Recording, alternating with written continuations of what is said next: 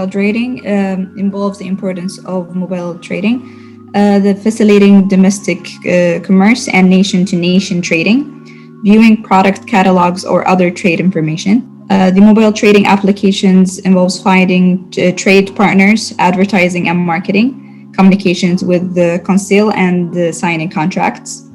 The obstacles of mobile trading involves limited size of mobile phone screens, network standards for secure mobile trading, and data security transmission.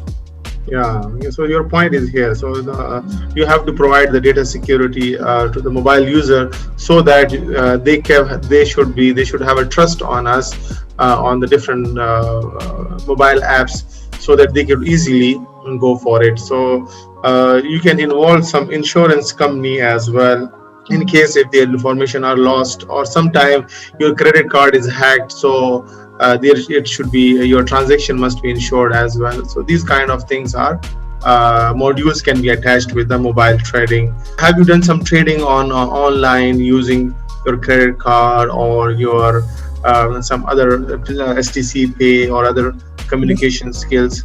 Yes, of course. How was the experience in mobile trading? It was. I started using this way of mobile purchasing from early on. So I've noticed it involved or it's gotten better over the years.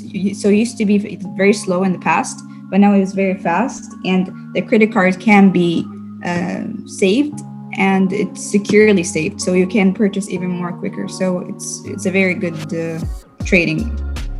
Okay, so did you face any difficulty while having the mobile trading? Well, some companies are not very technically advanced, so some companies can be slow, but other companies are quick. So the slow factor makes you uncertain about the security, honestly. So this is the main issue for me.